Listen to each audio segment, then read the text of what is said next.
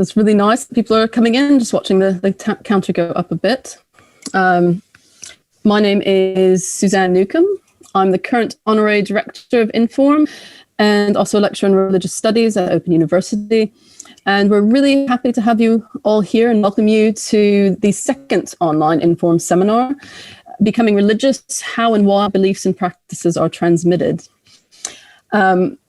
Probably many of you are very familiar with Inform, but some of you might be new. So to introduce Inform briefly, it was founded in 1988 by Professor Eileen Barker at the London School of Economics with the direct support of the UK Home Office. And we moved to the Department of Theology and Religious Studies at King's College London in 2018. So we're an educational charity which provides information about minority religions and sects, which we hope is as accurate, up-to-date and evidence-based as possible. And we try to prevent harm based on misinformation about minority religions, sects and non-religions by bringing the insights and methods of the social sciences and academic research into the public domain. So seminars like this are very much a chance to try to help make some of the really exciting high quality academic research going on, as well as some of the perspectives of different other kinds of actors involved with minority religions and society, heard to the general public and into dialogue with each other. So we really enjoy these events. So today's session is about the transmission of religious beliefs and practices in both minority and mainstream contexts we're looking at today. And all people, young and old, are involved in the process of learning and passing on ideas, beliefs, and practices that are important to them. And this is how worldviews are sustained, ideologies and ritual systems are passed on from one generation to the next. So without effective processes for this kind of intergenerational transmission, as well as introducing new adults into traditions, religious institutions, either new religions or well-established religions, cannot survive and thrive and be passed on to future generations. So it suggested that this kind of chain of memory is one of the major features of religion, and maybe even to the exclusion of other kinds of systems of meaning. So even if many of us today find ourselves relatively unschooled and adrift when it comes to religious affiliation and participation, and perhaps we tick the non-religious box, which we'll be talking about as well, and how those beliefs are transmitted, we also have really increasing access to all sorts of information about different religious traditions, and there's an immense array of opportunities and resources online to... If you can just make sure you're muted, if you're in the audience, thanks. So we've got a lot more opportunity to find out and learn about different religious traditions today than perhaps ever before. So we've got this great lineup of 5 speakers tonight covering a range of traditions, and we're really lucky to have Professor Emerita Kim Knott as a respondent to them. We've asked everyone to limit their talk to 5 to 10 minutes to have things a bit short and snappy and time for questions at the end. And Dr. Riaz Timol, who's speaking about Muslims in Britain, is going to be leaving at 7 p.m. sharpish. So if you have any questions for him, I'll deal with them first, but we'll deal with questions altogether after everyone's spoken. So just a few bits of housekeeping. Please keep yourself muted unless you're called upon to ask a question in the Q&A session. We're going to be recording the whole seminar, and an edited version of the recording will be available on YouTube in a few weeks. As a member of the audience, you shouldn't be recorded unless you unmute yourself and choose to ask a question during the Q&A session. During the Q&A sessions, the best way to ask a question, well, there's a few different ways to ask a question. One is if you want to be anonymous in asking your question, you can type a private message to me, Suzanne Newcomb, in the chat box. If you open the chat thing at the bottom of your Zoom screen, then on the right-hand side, there'll be a typing area. So instead of to everyone, if you do it to me personally, I can read out your question and your name won't appear to other respondents. Or you can type a question to everyone, in which case your name will be there and I'll also read it out. And you can write that you'd like to be called upon to ask your question there, or you can just raise your hand at the end. And I will, in the Q&A session, I'll go through the hands raised and ask you to speak and unmute yourself. And in the meantime, if you've got any technical problems, just email inform@kcl.ac.uk with what's going on, and we'll be monitoring that at the same time as this. And if you've got any comments, concerns, suggestions for future seminars, how to improve for next time, please email us afterwards as well. We'd love to hear what you think. Okay, without further ado, let's get started. And our first speakers are Anna Stratan and Rachel Shillitoe. They're speaking on the stickiness of non-religion, intergenerational transmissions, and the formation of non-religious identities in childhood. Anna Stratan is a senior lecturer in sociology at the University of York. She's got a fantastically interesting background, including a past life as a school teacher and 2 PhDs, one in philosophy and the second one in sociology of religion. She's done a lot of work on contemporary evangelical context in Britain, including substantial work on evangelical children. But today she's going to be talking about her latest 19-month ethnographic project exploring what it means to be non-religious for children in the UK, which she researched with Rachel Shillitoe, who's now a research associate in the Department of Theology and Religion, University of Birmingham, who also has a really wealth of experience about children and how they encounter and negotiate religion and non-religion in their everyday lives across both the spaces of school and home. And she's published some really interesting stuff on the role of collective worship in British schools. So look forward to hearing what they have to say. Thanks.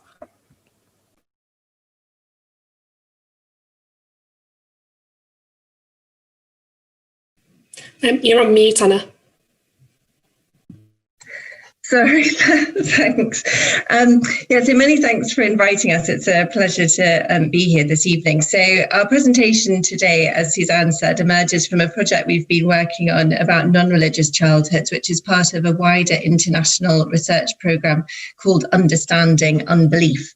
And we focus in what follows on how unbelief, which we use as something of a placeholder term to indicate a lack of belief in traditional religious phenomena such as belief in God, is transmitted in the context of family and school life.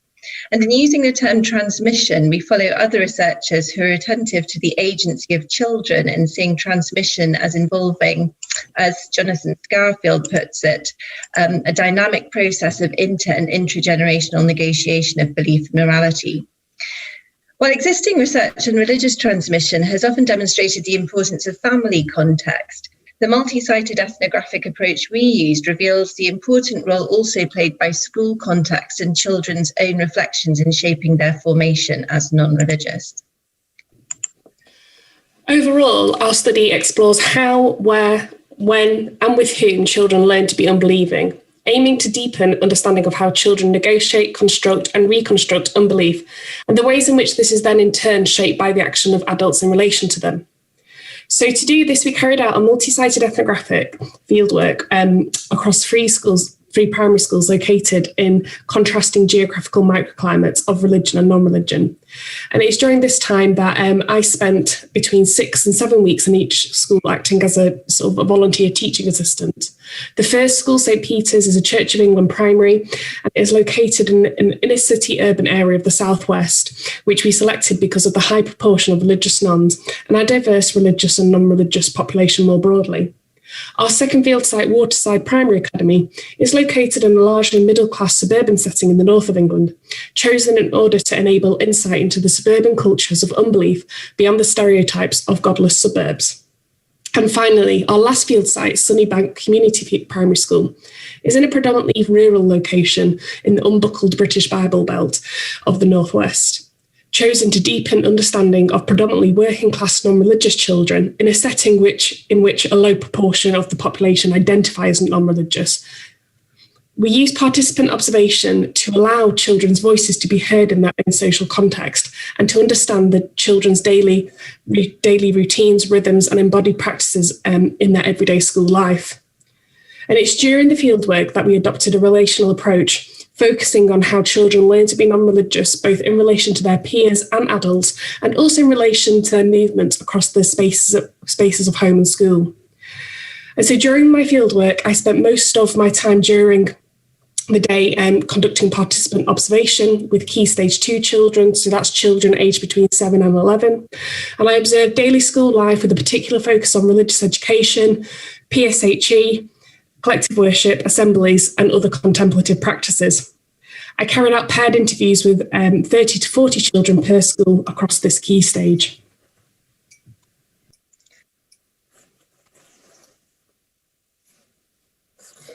So thinking then about varieties of non-religious transmission, throughout the different points of data collection, the lack of religious socialization or reference to religion in family life was a theme that emerged consistently. During interviews, children and their parents were asked about how often religion came up as a topic of discussion at home, with friends, or at school. And both children and their parents mostly answered that religion was rarely mentioned in family life or with friends. Other than during school assemblies or RE lessons, religion was not often discussed or mentioned in the majority of children's everyday lives. Children were asked how they felt their parents would identify in terms of religion, and some children didn't know whether their parents were religious, and they deferred to grandparents' religiosity or life cycle rituals such as baptism as potential markers for religious identity. Edith and Amy, 2 Year 4 girls, for example, noted that religion never came up in discussion at home, and that the question of religious or non-religious identity had never been mentioned. The girls didn't think their parents were religious, noting the lack of religious practice in their lives and adding that if their parents were religious, you'd know about it. Edith said, "My mum, I don't really know about her because I think she's the same as me. She doesn't really know." Amy said, "If you don't know about it, I don't think he'd be really religious." Rachel asked, "What makes you say that?" Amy said, "Because then you'd be going to church every Sunday, wouldn't you, if he was really religious? You know what I mean? If he was really religious, I think you'd probably know." Edith, "Yes, because he'd probably be like praying to God every night." So this lack of discussion about religion and its absence in family life was one key factor in children's socialization as non-religious, and is an instance of what Phil Zuckerman terms bald secularity, with religion a very marginal element of everyday life. However, while this bald secularity was evident in children's home lives, religion was afforded more prominence in the space of school, with RE and collective worship meaning that children do discuss and engage with religion on a regular basis at school. So, concerns are often expressed in public debate that RE might be a form of subtle religious indoctrination. However, our research, in a sense, found the opposite of this taking place in our field sites. The ways in which religion and non-religion were presented in RE provided children with the opportunity to reflect on and consider their non-religious beliefs and identities in a way that was not often happening in their homes or friendship circles. At Waterside Primary, during a Year 3 RE lesson, the children were asked to think of as many festivals and ceremonies as they could and to write them on post-it notes. The class teacher then asked them to stick these on a large piece of paper, which she divided with the headings religious and non-religious. And she then led the class in a discussion about whether the children thought particular holidays and festivals were religious or non-religious. There was animated debate about Christmas, with many children commenting that they were not religious, but they still celebrated Christmas. Although not aimed at encouraging the children to take a particular position as religious or non-religious, this activity nevertheless prompted a binary relationship between religion and non-religion, prompting the children to consider where they stood in relation to this. Thus, while absent in the home, religion was not absent in the school, leading to the unremarked nature of children's non-religious identities becoming marked, explicit, and pronounced in everyday school life. It was not, however, simply the relative absence of religion in the home that contributed to the transmission of non-religious identities. There were also some instances of more implicit, or if you like, banal expressions of non-religious socialisation in some families. Harriet, the mother of Elliot, a 7-year-old boy from Sunnybank, discussed her non-religious identity as either Jedi or non-religious. And when asked whether she intentionally incorporated any spiritual, religious or secular worldviews into her son's upbringing, Harriet responded that she was not aware of doing so and could not think of any occasion when she had done so intentionally. This quote here where she says, if I was being really serious and taking the survey seriously, she was referring to a question about asked how she would respond in the census. And so in the census, she'd put Jedi due to the responses of people putting Jedi in the census in the 2000s.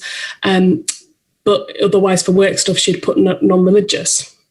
However, at the end of the interview, as I turned the recorder off and I was wrapping up, I was about to leave and Harriet asked if I'd like to see her toilet, as this might be of interest for the study. I was a little bit surprised, but very much intrigued. So I went to take a look, and her downstairs toilet looked like this. It was covered in framed pictures and paintings of religious imagery and figures like this.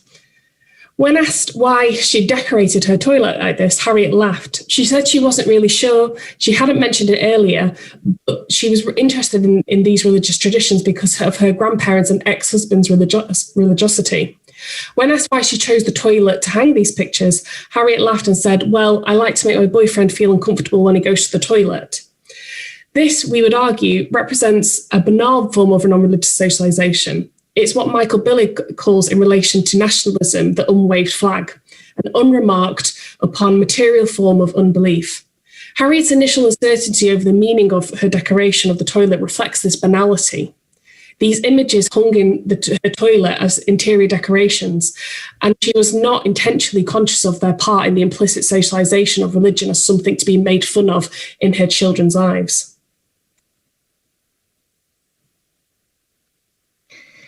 So school and family life plays an important role in children's formation as non-religious, but what of children's own role? Molly and Rosie, 2 Year 4 girls, discuss their religious or non-religious identities in relation to their parents and how this might change over time. Molly spoke about how, although her dad was Muslim, that didn't mean she had to identify as Muslim. She said, "If I was in reception and you were talking about this, I would have definitely said I'm Muslim because my dad is." Rachel said, "Sure, but as you got older," Molly went on, "I've realised that religion is something that you choose to be. You don't inherit it. I mean, you could inherit it, but you choose to inherit it. You choose to be what you are." Rosie said, "When I was younger, I thought I had to be a Christian because I went to a Christian school. But now I know I don't really have to be anything. I can just believe what I like and I can choose. I don't have to follow what school I go to, what people believe in. I don't have to do that just to fit in. I can choose whatever I like. I used to think that I had to be Christian to fit in as well, otherwise everyone would not like me. But then I realised Molly likes me and she knows I'm not a religion." Molly said, "I thought the same thing too." And Rosie said, "I have lots of friends, even though I'm not a religion. And then I realised I could just believe whatever I liked." So for Molly and Rosie, choice and the ability to make your own decisions regarding your personal beliefs and identity were of central importance. Although both girls recognised the relationality of beliefs and religious identity, they didn't see these as dictating how they identified, and they perceived personal autonomy as crucial. So the children's reflections all illustrate that when considering the transmission of non-religious identities, children's sense of their own agency in this process is also a significant dimension of their recognition of themselves as non-religious or unbelieving. So to conclude, Danièle Hervieu-Léger's theory of religion as a chain of memory argues that in modernity, this chain is being broken through a lack of religious transmission.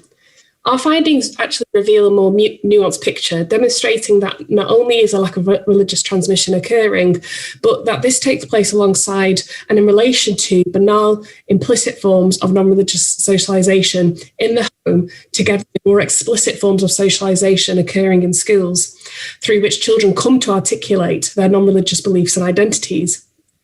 And in the wider landscape of religious change in Britain, which is becoming both more non-religious and more religiously diverse at the same time, understanding what it means to be non-religious invites our attention to how non-religious identities are formed through particular everyday micro-practices, which means actually taking a look at how family life and schools and children's own reflections contribute to the contemporary variety and forms of non-religion. That's it. Fantastic. Thank you both very much. Look forward to hearing some great questions of those fantastic examples from your fieldwork. That was really interesting. So our next speaker is Christina Oakley-Harrington, who has her affiliation tonight, the Pagan Federation, but she's got a rich background of both academic and practical knowledge of all sorts of Western esoteric traditions and pagan spiritual communities. She's also very well known in her capacity of the founder and director of Treadwell's Bookshop in Bloomsbury, which she founded in 2001, which, in addition to selling books, offers a lecture series and class-based study programs, and really facilitates communication between both academics, practicing pagans, and the curious members of the public who come into her walls. She's going to speak on making witches, transmission of Wicca before, during, and after the era of the self-help paperback. Thank you. It's lovely to be here. I am going to speak much more informally than the presentation before me, which I enjoyed tremendously. So I'm just going to not assume that everybody in the audience knows what we're talking about when we say the word witches or Wicca, which actually is a sort of a theme of this talk. And hopefully by the end of the 7 minutes, you'll have a better understanding why it's let's say a problematic term, but a term that has come to have a number of related, overlapping, but not identical meanings. Modern pagan witchcraft, commonly known as Wicca, is a new religious movement which frames itself as an old religion. It arose in the mid-20th century, inspired by the ancient religion anthropology of that era, which posited that there was a universal prehistoric religion which centered on, amongst other things, fertility and worship of a goddess, a universal goddess, and that it had regional variations, but it was sort of somehow a primal instinct in human nature that had been suppressed under monotheism and was being revived, as it were, by a small group of people. Influences include the Romantic movement and a somewhat, what I would say, pre-Raphaelite nod to the Middle Ages, understanding the witch persecutions as being the suppression of the last remnants of this pre-Christian pagan religion, and that was kept alive underground to flourish again in the early 20th century.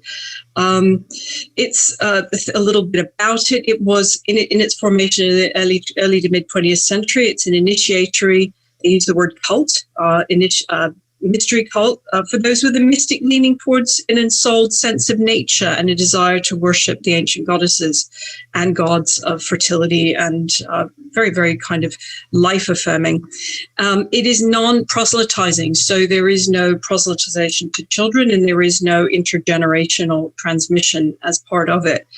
So it's non-proselytizing, but it was definitely seeking acceptance and trying to open up its doors to people who might want to join it. It's a secret society in that it's entered by initiation. There are oaths of secrecy. There's no transmission there's no exchange of money. So it's handed on in these small groups that are called covens. Big names, Gerald Ganti, more recently Vivian Crowley, are kind of the people who've written a lot in the British Isles about it. So that's, for those who aren't familiar with it, I hope that's a little potted history. Why I called this Making Witches was because it underwent a radical transformation in the 1970s and 80s, which actually caused a huge sort of identity crisis in what it in fact meant to be a member of this religion. So I'm going to start just a couple minutes on the formation of it, as it was understood at the time that it was first being publicized in the 1950s. And that was people like Gerald Gardner wrote books to saying, this is what it is. One example, I'm, not doing slides, but here you go. This is called Witchcraft Today, Gerald Gardner. There's the moon, there's the goddess, there's a circle. And it said a little bit about the beliefs and about it. And said at the back of it, that to join it, you would write, and we will find you a local coven. And then somebody would find the coven, be referred, letters back and forth, be initiated if they were deemed suitable, if they were deemed sincere, not sensation-seeking. And then there was a period of perhaps lifelong membership, at the very least, something like between 1 and 5 years of really participating in that intimate group experience, doing rituals, learning the rites, doing the meditations. And then after that, the religion grows by those people who are a little bit uncomfortable or want to do their own thing and then hive off and form their own covens. The process of being initiated into that coven was the thing that was in that era deemed the thing that made a person a witch. So a person at initiation is declared a priest or a priestess and a witch of the old gods. So far, so good. something happened in 1963. An American chap who was living in the United States was initiated into Gardner's descendant coven on the Isle of Man, and he went back instantly to the United States and set up a coven there with his wife. His name was Raymond Buckland. And within a very short time, after replicating this system for about 10 years, they became impatient, but they really wanted to reach a bigger audience. They were in a large country. Geographical reasons meant that there were people who would write from Florida or Minnesota or California. Their answer to this problem, which is a problem of geography, was to say there must be a correspondence course version of this. And lo and behold, a correspondence variant was developed. Something followed on from that, which was a liaison between Raymond Buckland and a self-help publishing company called Llewellyn Publications. A chap called Carl Llewellyn-Weschke was really moving into New Age self-help as well as occult publishing. And he teamed up with Raymond Buckland, and lo and behold, in 1986, the do-it-yourself model merged with a really burgeoning paperback company. So the big books that came, the two most influential books of this that really set this going is 1986, Buckland's Complete Book of Witchcraft. And then 2 years later, 1988, Scott Cunningham, Wicca, A Guide for the Solitary Practitioner. These have sold and continue to sell in the millions. They are still in print. They've never been out of print ever since. They were hugely successful across the United States and eventually made their way back into the United Kingdom in the mid to late 1990s. What this paperback model is a do-it-yourself model. Raymond Buckland says in the foreword to his big blue book of witchcraft, by the time you have finished doing this workbook, you are the equivalent of a third degree, which is the top level of somebody who is in the initiatory tradition, who's been, as it were, through the religious procedures in a coven. And that really took off like crazy in the US, to the point that the word Wicca by the 1990s is assumed to be a rather banal, perhaps easy do-it-yourself thing. When we get to when those books came back to the UK, when the big import era came, you had this remarkable thing happening, which was younger people, and I'm in the book selling business, it's my day job, buying these books, declaring themselves and believing themselves to be Wiccans, then going along to a British coven or going along to a thing and saying, oh, yes, I'm a Wiccan. And they'll say, oh, right, whose coven are you in and what degree are you? And they would say, no, but I've got the book. And there was about 10 years of very, very difficult relationships where sometimes older people would say, but you're not. Sorry, you're not. It is a transmitted initiatory thing, and you have not had the transmission. You have not had the experience. This is not a do-it-yourself thing. Very, very uncomfortable 10 years in the pagan community. So where we are with transmission now, and this is the last sort of minute of this, is that both in the United States and in the UK, those people who remain active in the initiatory tradition, which has to be admitted by initiation, is deemed for small number of people who want to work in small groups and have intense personal experiences and work in a handed down way. They have had to adopt another name. So the name that they go is the name of, as it were, the two in the UK, the two existing, as it were, denominations. One is Gardnerian, people whose lineage traces to Gardner, and Alexandrian, people whose lineage traces through Alexanders. What I've noticed is more and more people buying books are now able to distinguish. They say, I want to practice witchcraft, I want to do Wicca, but I want to be the solitary version. A small number are saying, I would like to join a coven. And then we have to ask, have you seen the movie The Craft? And do you mean a bunch of friends? Or have you read books about initiatory Wicca and you want to be a priest in which involves an initiation and 5 years of living in the same place and developing strong bonds and having a tradition passed down to you. Grassroots communities take a long time to develop common language. But what I'm watching and seeing is that this is slowly happening, that people are becoming better at articulating differentials of what they're looking for, and covens and coven leaders in the initiatory tradition are getting better at clarifying with seekers what they're looking for before offending them often or wasting everybody's time.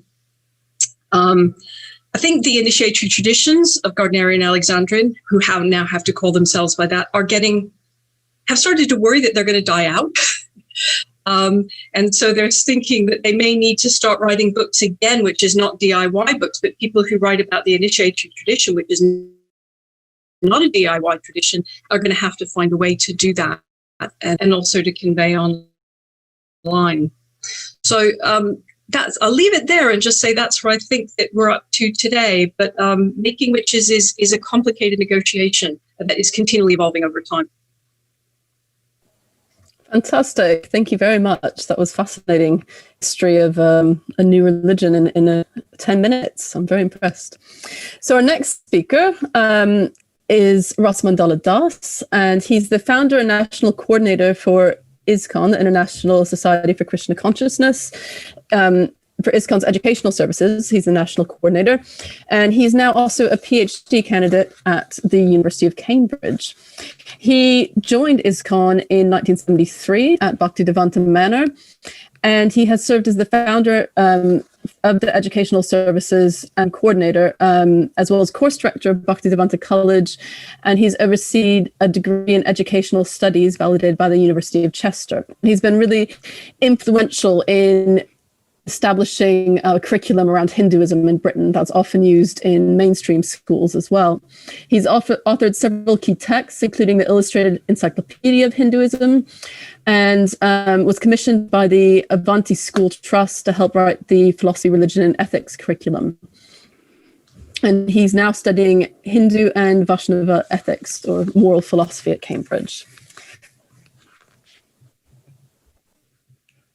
Thanks, Suzanne. Can you all hear me? You could hear me? Good. Yes. Hello, everyone, and thanks, Suzanne. I'm going to be using a PowerPoint. It won't be death by PowerPoint. I will avoid purgatory by finishing in 10 minutes. I was going to change, by the way, I was going to change the artwork from a previous presentation, but with the present lockdown, I thought it may be appropriate to keep it for those of us experiencing a kind of lack of close and reassuring contact with others. So I will share the screen now.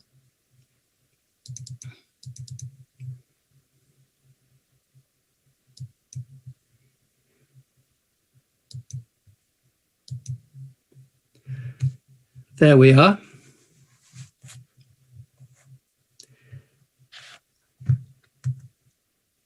I'll present a very brief overview of what I'm going to speak about. I'm going to speak about the background of my research. Secondly, I'll present one main conclusion and three supporting conclusions. And thirdly, I'm going to look briefly to the future, what questions this research raises. The background, I wrote an article, for this book, The Handbook of Hinduism in Europe, published by Brill. That was published last year. The background of the research, the premise I'm basing this on is that Hindu diasporas play a key role in the reconstruction of Hindu identities. I'm talking about individual identities and also collective identity, and that they significantly influence the discourse back in India itself. It's interesting because sometimes the Hinduism as practiced, say, in Europe is considered perhaps a watered down or diluted version of the authentic traditions found in India. But there's an interesting countercurrent which suggests that actually, and I'm going to read from my article, if I may, there is a powerful countercurrent, a view that Hinduism in the diaspora is more authentic, as members feel compelled to articulate what constitutes the genuine and enduring features of their own traditions. They must discern what to protect, promote as relevant, and proudly claim as their own. Alternatively, they must also decide what to reject, assign to history, or ascribe to some form of other. For example, Hindus outside of India are keen to applaud their tradition's penchant for inclusivity. At the same time, they're often, and I quote, appalled by the country's poverty or embarrassed by some aspects of their cultural traditions, such as caste. So, interestingly, the discourse in Europe has a big impact on how Hinduism is conceived in India itself. The research question I have is, what is the role played by education? The scope of the research, I'm looking at all types of education, really. Particularly, I'm looking at, I think Alexander and McLaughlin have identified two types, from the outside and from the inside. From the outside, I refer to, this would include state-funded religious education in the UK and other countries in Europe. They usually shy away from granting any one religion a normative or privileged status. And the key question perhaps is, what is the role, if any, of religion in the curriculum? Now, education from the inside might include Bible study groups, seminaries for training priests, in other words, education organized by the religious groups themselves. It tends to grant some kind of privileged status to their own group, but to different degrees may be inclusive of others. And the role it asks is, what is the role of education within religious or spiritual development and transmission?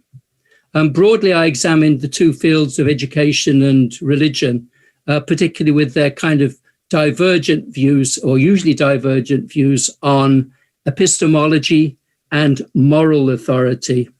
I also had to look at a third domain, and this was a very complex study, which is the political field.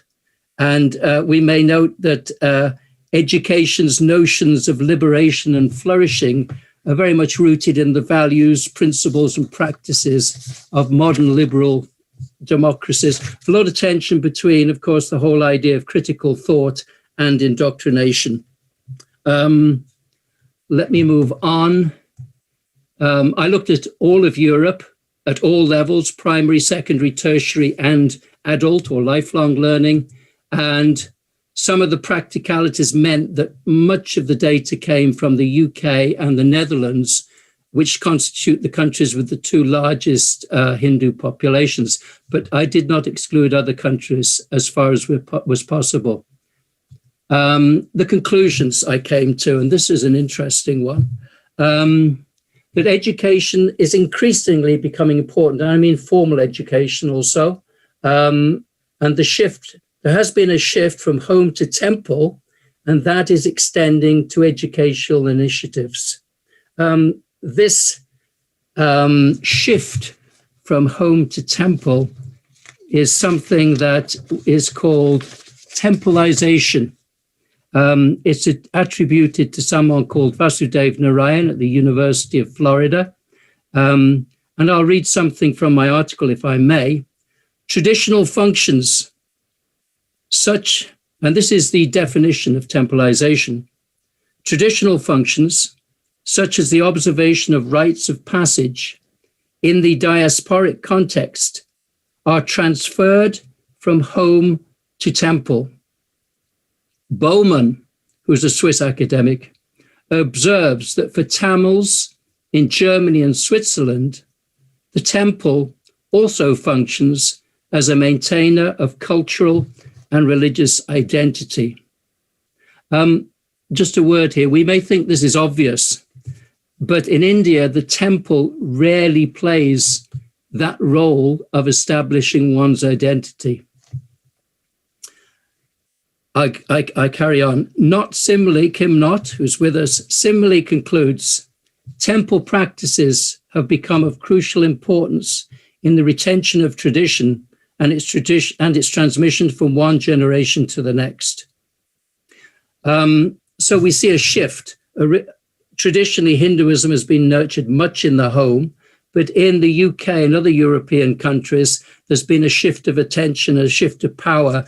A certain type of paternalism may have been there as well, as it was shifted, as rites of passage, for example, were shifted to the temple.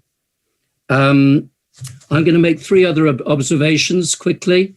The main developments are with the transnational organizations. I'm talking about two in particular, the Baps Swaminarayan tradition. This is the temple in Neasden. This is a school group visiting it. The second tradition is ISKCON, the Hare Krishna movement, the International Society for Krishna Consciousness, with which I've been connected, with its main temple in Hertfordshire, a little more British looking, you'll notice. Even their presentations have a slightly different feeling. ISKCON, of course, came from India. It's not a new religious movement in that sense. It started in America in 1969. And you may be interested in the way we teach, that we draw on both our Indian tradition and we also touch on our American heritage as well. You'll notice that some of you will know that the term Atman is the term for self, and samsara is the term for transmigration of the self.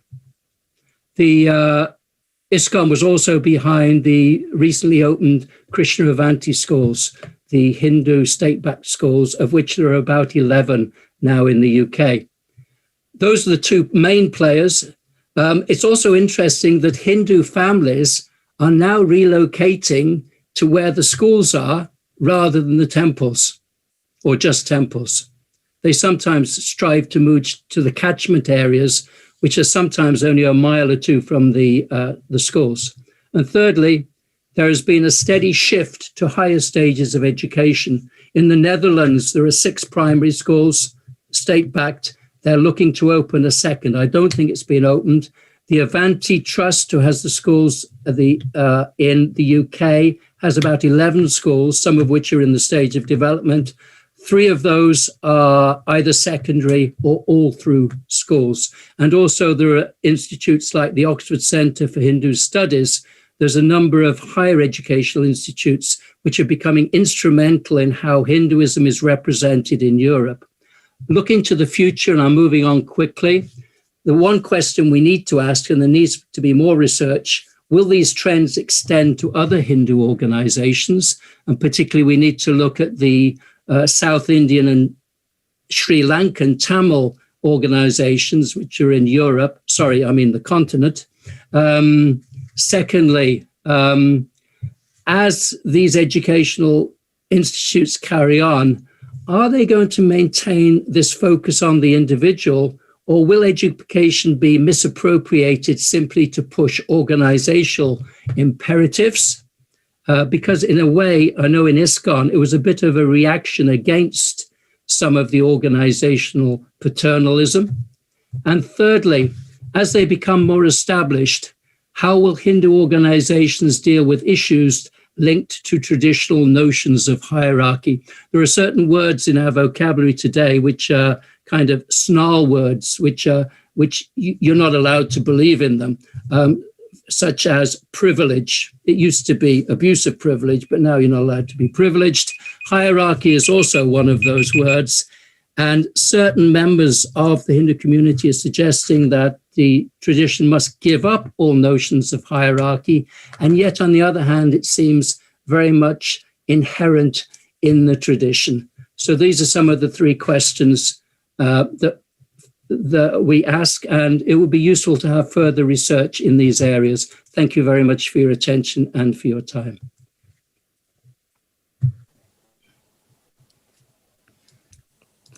Fantastic. Thank you very much, Rasamandala Das. That was some my really pleasure. Interesting insights into how things have been changing. Great. So our next speaker is Professor Ben Pink Dandelion. He's Professor of Quaker Studies at the University of Birmingham. And he has been studying British Quakerism from a sociological perspective for a very long time. He began his university career on the subject in the 1990s and has been at the Professor of Quaker Studies at the University of Birmingham since 2008, but he's actually been teaching in Birmingham since the 90s as well. So very much look forward to his talk on inventing memory, the challenges of mass conversion in a liberal setting. Thank you, Suzanne. So it doesn't say so in the title, but this is a presentation about Quakers and British Quakers in particular. I found them fascinating sociologically. British Quakers disturb sect denomination typologies and present a conundrum, I think, to secularization theorists. A very liberal religion, declining in numbers, as we might expect if we read Steve Bruce, and yet comprised of 90% of people who've converted in to the movement. So there's this conundrum of this enduring appeal to people, 2/3 of which are now coming from no prior religious affiliation. So that's also interesting, and I'll pick up on that in a little while. Quakers worship in silence, often in a circle or a square with no kind of formal liturgical input. People may be moved to what's called vocal ministry, vocal contributions of 2 or 3 minutes, but everybody is seen to be equal, and it's a very inclusive setting in that sense. It's this silence, in a sense, which accommodates a very permissive, a plural, a non-doctrinal approach to belief. An emphasis on praxis rather than belief binds the group, but even praxis is changeable and has changed over the previous decades. As Peter Collins and myself have argued, British Quakers represent a very good example of a liquid religion.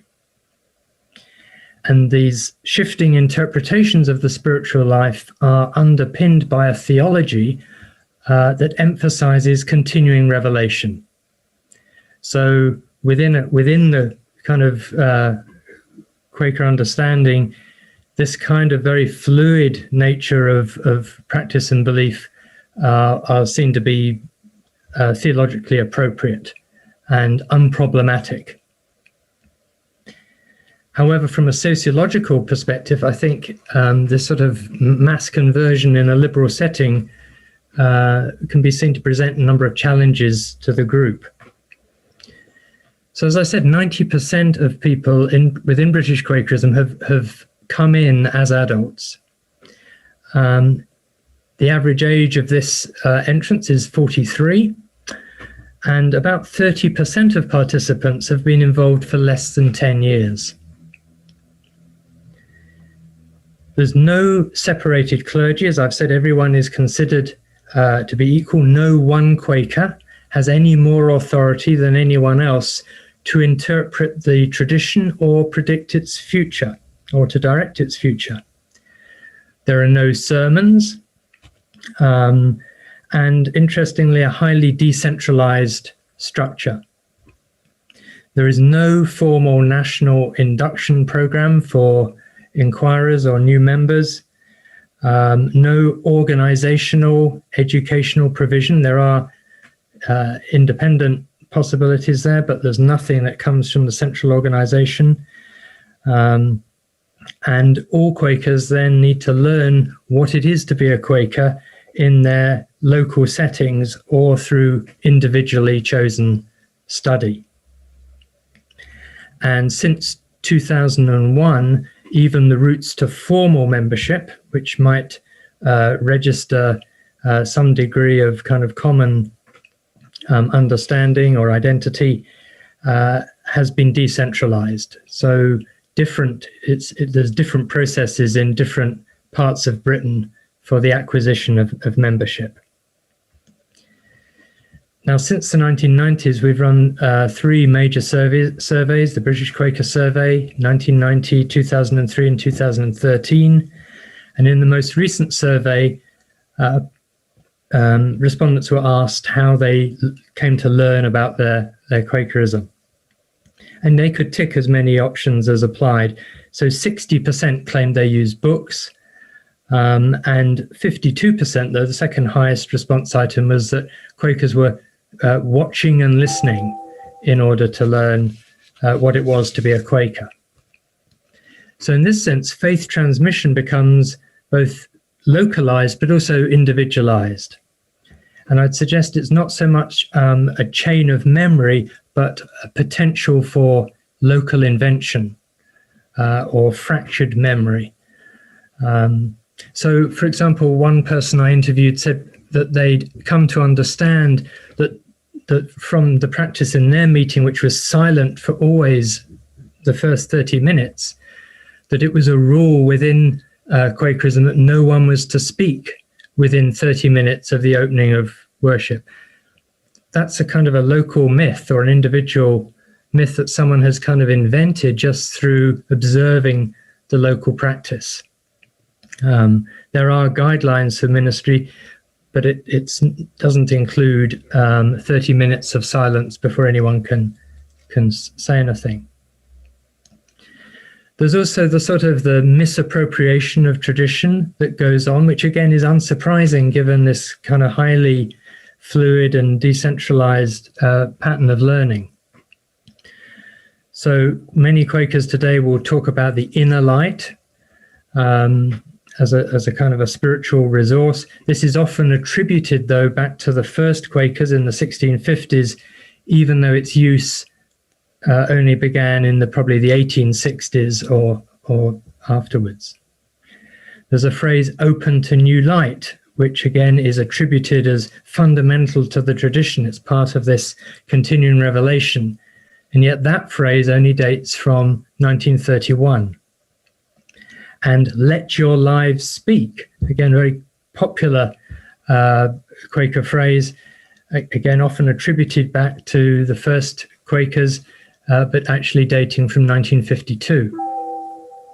So as I say, in Hervieu-Léger's terms, this is a fractured chain of memory, and the possibility for local and personal invention of the tradition. And that's important because it's ultimately then the gathering of individual Quakers that starts to define the orthodoxy as far as it goes of the next generation. So there is a book currently called Quaker Faith and Practice that represents Quaker thinking in Britain. Unsurprisingly, perhaps, given what I said, it's an anthology model. Very little of it is prescriptive, but its contents are decided by Quakers collectively. And so the tradition does mutate from one generation to the next. One other aspect I'd just like to mention, though, is the way in which the group positions itself in relation to wider society. And I'm helped here by the work of Howard Giles and Peter Powersland, who are scholars in linguistics. They developed the language accommodation theory, which then became developed into the communication accommodation theory. And it's the way in which people, and we might notice it even in conversations or within groups, start to mimic each other's linguistic patterns and communication preferences in order to elicit a favorable response. So we might start to use the same vocabulary. We might even, pause at the same moment, or, there's a whole way in which we'll try and minimize dissimilarity in order to elicit positive responses. One of their studies was of a travel agent who was absolutely fantastic at understanding the register of each new client, and they would, change their linguistic references, their patterns of speech, possibly even their accent slightly, in order to minimize dissimilarity with their customers. We can see this happening within sectarian groups, where there's a particular linguistic structure or particular vocabulary that is used and then denotes insider identity. And this has been true for Quakers over the centuries. There was what was called the plain language, using thee and thou to everybody rather than a polite and deferential you in the 17th century. And days of the week and months of the year were numbered rather than named because of the pagan origins of those names. So Sunday would become first day, Monday second day. And that linguistic tradition carried on within British Quakerism through to the end of the 19th century. It became optional in 1861. Even in the 1990s, there's a little book came out called Quaker Speak to explain the jargon to inquirers. What I suggest may be happening now, though, is that desire to minimize dissimilarity is being shifted from within the group to an accommodation with wider society. And some of the trends that I've been noticing over the years is that what used to be phrased in explicitly religious language is now often expressed in more secular language. So that of God in everyone, and again, a key Quaker phrase, becomes that of good in everyone. Testimony becomes talked about in terms of values. Prayers, instead of holding people in your prayers, you're holding people in your thoughts. And in the most recent British Quaker survey, the proportion of Quakers saying they did not believe in God rose from 3% of the previous two surveys to 14%. It may just be that the term God is no longer the most appropriate term within the Quaker religious language. But again, it shows this elasticity and potentially this ability to reorient the tradition towards wider society and to minimize dissimilarity with the wider culture. And in a secular culture like Britain, that will involve a potential internal secularization of the tradition. And again, this in turn will affect faith transmission or the transmission of less faith over time. Thank you very much. Fantastic. Thank you very much. Interesting overlaps with the first talk about non-religious transmission as well. Okay, so our next speaker is Dr. Riaz Damul, who's a research associate in British Muslim Studies at Cardiff University. And his research interests are around ethnographic methodology, intergenerational transmission of Islam in Britain, and Islam's relationship to modernity, particularly in Britain. His PhD was on Tablighi Jamaat in modern Britain, which is one of the most important kind of proselytizing organizations for bringing people, teaching people about Islam, particularly other Muslims.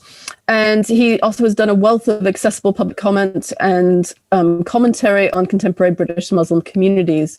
He's now the principal investigator of a major 3-year project examining lived experiences of British imams. And he's going to speak to us about his research on immigration, socialization, and intra-religious conversion among British Muslims.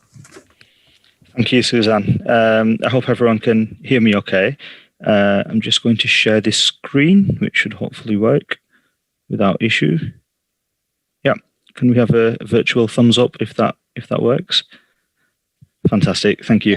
Okay, so the title of my talk, let me just minimize these little floating boxes. the title of the talk is Immigration, Socialization and Intra-Religious Conversion Among British Muslims. And this is really based on, I've been interested in British Muslim identity for some years now, and much of my doctoral research, as Susan alluded to, I looked at it through the case study of an important movement in British Islam called the Tablighi Jamaat, which was really imported into Britain from South Asia. But nevertheless, I kind of used that as a case study or as a prism to examine other issues such as the evolution of identity. And specifically in doing so, I found Berger and Luckman's work, which was published back in 1966, to be very useful. And so really this constitutes the kind of theoretical frame, which I'll just spend a couple of minutes going over. So effectively, they've got a tripartite model of the construction of social reality: externalization, objectivation, and then internalization. And then the third of those three stages, internalization, they distinguish between processes of primary and secondary socialization. And really, primary socialization is what takes place in the home. It's internalized in childhood and is effectively mediated through the strong emotional bonds which are formed with significant others, i.e. usually parents. And so the bonds of intimacy between parent and child often mean that the constellation of meanings which are transmitted are embedded far more deeply into consciousness than with other forms of socialization. And therefore, primary socialization powerfully and definitively defines the individual sense of self. And they distinguish that from the process of secondary socialization, which takes place in various segments of society, for example, school or hospitals or just public places. And the medium through which secondary socialization takes place is through institutional functionaries who they term generalized others. And so there's less emotional intensity between the individual being socialized and the socializing personnel, who are comparatively anonymous and replaceable. It's much more difficult to replace a parent than it is to replace a teacher. And therefore, the content or the constellation of meanings which are internalized in secondary socialization have far less lasting influence on the individual sense of self. And one of the ways I illustrate this to students is just through a very basic analogy of a computer. And I kind of liken primary socialization to the hardware of the computer. It's much more difficult to replace a hard drive or a kind of motherboard. Whereas the secondary socialization could be likened to the software. So it's much more easier to kind of displace and to replace or to add on new forms of software onto existing hardware. So that's kind of the theoretical frame which I'll be using today. And my argument, I mean, what I was struck with, because they talk, anyone who's kind of engaged with that book, it's a very abstract book. And it deals with macro theory in sociology in general. I mean, they don't even deal with religion, really. I mean, Berger afterwards published The Sacred Canopy, which was his application of the principles which were enunciated in the social construction of reality to religion. And Thomas Luckman subsequently published The Invisible Religion. So really, they engaged with religion subsequent to the macro theory, which was elaborated in this book. But nevertheless, what I was struck with is the extent to which this theoretical frame could be used to theorize or to conceptually analyze the experience of immigrants and the transmission of religion within immigrant communities. And what basically what my argument is that religion and ethnicity, particularly for British Muslims, tend to be fused or intermeshed within the experience of first-generation migrants. And the experience of first-generation migrants obviously unfolds in their countries of origin. And therefore, there's a very strong sense of self which has already been implanted in subjective consciousness prior to the act of immigration. And this has a significant impact upon the second generation, the diaspora-born offspring, who often draw upon multiple sources of identity. And one of the ways in which this has been conceptualized quite nicely is through the work of Professor Ron Jeeves, whose work on identity, he basically conceptually distills British Muslim identity into three discrete categories, which I find quite useful. So on the one hand, you've got religion. On the other hand, you've got ethnicity. And then on the third hand, you've got nationality. So religion, ethnicity, and nationality are three distinct components which intermesh or interweave in the lived experience of British Muslims. Now, for first-generation migrants, ethnicity and religion constitute the principal matrix through which their subjective sense of self is experienced. And nationality is really something, in terms of the British nationality, is something which is kind of grafted on to a pre-existing sense of self because of the experience of immigration, and to a lesser or greater degree, it's a form of secondary socialization that takes place following the act of migration. Whereas for the diaspora-born generation, the children of migrants who are born in diaspora, principally, you could argue that ethnicity and religion are mediated in the home, but then through processes of secondary socialization, nationality is internalized, often in the school. And a nice way to kind of illustrate the difference between these three components of ethnicity, religion, and nationality is to take the case study of language.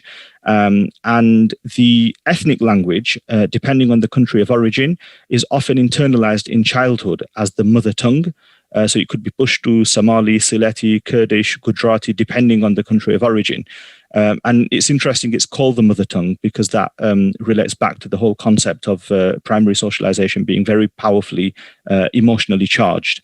And the English language in Britain is obviously the dominant lingua franca of the society. And if the parents of the child who's born in Britain, the Muslim child, are first-generation migrants, very often their fluency with English might be wanting. And so the child could experience only a minimal amount of exposure to English in the home. But primarily the learning of the English language would then take place through process of secondary socialization in the school. Interestingly, I mean, there's an argument that could be made now because Berger and Luckman's book was published in 1966. You could argue that the impact of the digital revolution, mass communication, social media constitutes a disembodied site of tertiary socialization.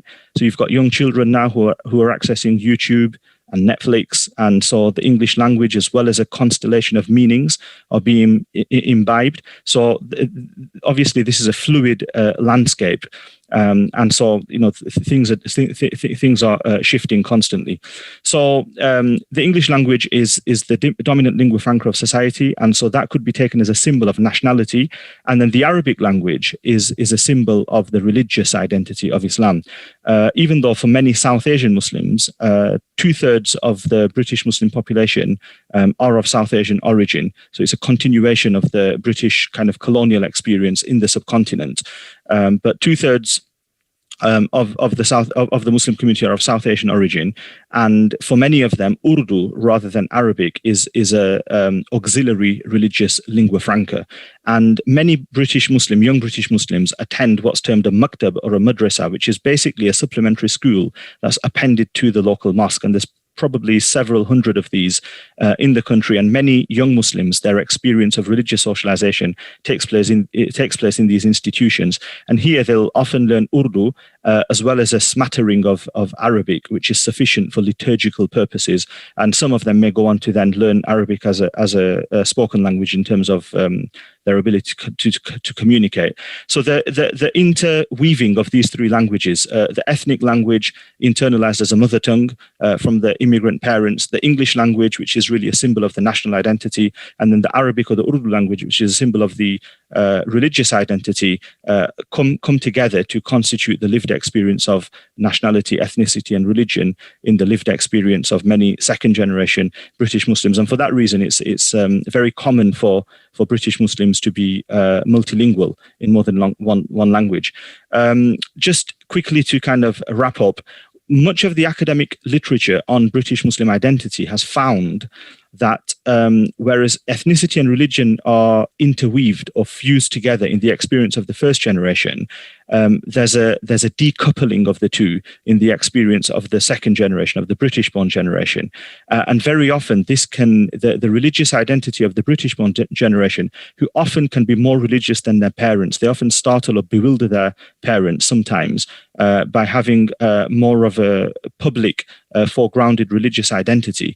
And in doing so, it often takes place vis-a-vis a criticism of the ethnic identity of the parents. So the ethnic identity of the parents or the religion of the parents is seen to be tainted by the local culture of the subcontinent, whereas the diaspora-born generation, often there's an impulse to reach back towards scriptural authenticity. And so many of them would critique the cultural practices of their parents, which have been passed down over the generations as being folklore, and they'd use scriptural references in order to critique that. So that's been a common finding, this decoupling of ethnicity and religion. And that brings me onto my final point, which is specifically in my study of the Tablighi Jamaat, what I found is this notion which I've termed intra-religious conversion. And by intra-religious conversion is basically this experience where a nominal or superficial attachment to religion gives way to an experience which is to a relationship of passionate devotion. In other words, it's a type of conversion because there's a very significant before and after picture between the level of practice or the level of commitment or the level of allegiance to the religious tradition. But nevertheless, the conversion takes place within the ambit of a single faith tradition. And it's not just my work on the Tablighi Jamaat that's found this, but Annabel Ing's book, The Making of a Salafi Muslim Woman, which interestingly is named after Eileen Barker's book, The Making of a Moonie, also found something, a very similar trajectory of kind of British-born second-generation Muslims. And the argument that I'd make there in applying Berger and Luckman is that the childhood primary socialization embeds in the individual sense of self a basic sense of Muslim identity, which then forms the substratum of later conversion. So secondary socialization to heterogeneous spheres of the wider society can lead to a type of secularity, but then exposure or engagement with various revivalist movements which have been imported into the UK from various Muslim majority countries can then trigger a journey of introspection and searching, which culminates in an experience of intra-religious conversion. So that's in a nutshell some of the ideas which I had. I have written up some of these in a paper which was published just before Christmas called Ethno-Religious Socialization, National Culture and the Social Construction of British Muslim Identity. So please feel free to go there for more information. Thank you very much. Fantastic. Thank you so much. And in the interest of time, moving on, if Dr. Timmel is going to need to leave at 7, if you pop any questions for him as we're speaking, I'll try to sneak those in perhaps after the last talk and before Kim's response. All the speakers are keeping very time, but just over 10 minutes. So our last speaker is Dr. Jasdeep Singh. He's an associate professor at the University of Leeds, and his research has focused on the religious and cultural lives of South Asians in Britain, particularly the Sikh population. And he's done a lot of work on intergenerational transmission of Sikhism and how young Sikhs come to understand their religious identity. So look forward to hearing his talk on religious transmission amongst British Sikhs. Thank you, Suzanne, and welcome everybody. It's great to be here. Great to see so many old friends and new. So being the final speaker today, I thought I'd have to think about something or try and cover something that maybe hadn't been covered yet, and fingers crossed my plan has worked. So I'm going to talk about, let me just share my slides. Okay, hopefully you can all see my slides. Can everyone see my slides? Not yet. Not yet, but it should come up soon. Okay. Yeah, there they are. All good. There? Yes. So I'm going to talk about language and its role in religious transmission, with a particular focus on the digital realm. So I've undertaken, as Suzanne said, very kindly, I've undertaken a lot of research on religious transmission amongst Sikhs in Britain, particularly young Sikhs in Britain, in a whole set of different arenas, so institutions, events run by young Sikhs themselves, transmission in family contexts amongst peers. And I've become particularly interested in the role recently, become particularly interested in the role of media, broadcast media, online media, and the whole digital realm, which is what I'm going to focus on now. So briefly, in terms of methods, I've primarily undertaken ethnographic research, so interviews, participant observation, online surveys, focus groups, analysis of lectures and websites, phone-in shows, which was fun, and various other kinds of research. But this interest on religious transmission among Sikhs in Britain is something that I've kind of carried all the way through. And as you can see, sorry for the promotion, but I've published quite a lot on each of the various realms which I've already covered. Okay, so today I'm going to cover briefly on how the Sikh tradition itself has evolved online. Why do Sikhs engage with the Sikh tradition online, and how has language impacted on religious authority online? So this is something I'm becoming increasingly interested in, particularly as I'll explain. The particular focus on religious transmission through the English language and what that does to a tradition. So briefly, can't cover everything, but as I've written about the evolution of the Sikh tradition online. Sikhi, as Sikhs call it, they're more commonly referred to the Sikh tradition as Sikhi as a verb rather than Sikhism a noun. So emerged online, much like many other traditions in the early 90s through Usenet groups, if anyone remembers those, and then websites emerged throughout the 90s, and then you saw the emergence of discussion forums, blogs, email discussion forums, Wikipedia with then its own version, Sikhi Wiki, in 2005. Facebook, oh my goodness, arrives in 2006, becomes quite popular. YouTube arrives in 2005, which then means that it becomes a lot easier to upload videos and talks, which people may not have previously been able to attend. And then Twitter launches in 2006, 330 million users as of Q1 2019.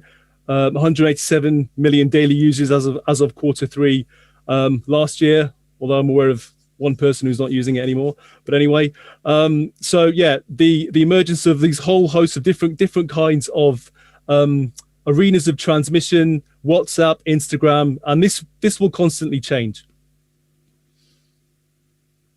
Sorry, just finding my cursor. There it is. Okay. So in my analysis of discussion forums, Usenet groups, and early engagement with the internet, and by early I'm talking early 2000s, late 90s, early 2000s, I found Sikhs discussing a variety of topics, which generally kind of merged around these 10 kinds of topics. So the discussion of taboo subjects, answering questions about the tradition, exploring different practices, accessing repositories of materials, examining translations, obtaining daily guidance from the Guru Granth Sahib, which I'll come on to, finding out about Sikh events, accessing archives and recordings, purchasing resources, and understanding the legal position of particular articles of faith. And I've written about these in my article, Seeking Online, published in 2014. And I'm particularly interested in the impact of the online arena and of digital religion on religious authority, which is what I'm going to talk about for the rest of the talk. And Heidi Campbell talks about the need for a more refined investigation about what is meant when the term authority is used in reference to online context. And she talks about researchers should analyze how different kinds of authority are impacted by the digital arena. So hierarchy, structure, ideology, and text. So when you're talking about the digital arena impacting authority, what exactly do you mean? And in my research, in my survey respondents, it was really interesting to find that many Sikhs who I spoke to, many Sikhs who responded to my survey, found the internet quite confusing. So they were saying that there's so much information available, we actually often need offline sources to ratify the information that we find, to kind of tell us which of these various viewpoints is legitimate, is correct. So I didn't expect this when I started asking the questions, but they were saying, yes, the internet's full of different opinions, and it's always good practice to confirm opinions with a respected elder.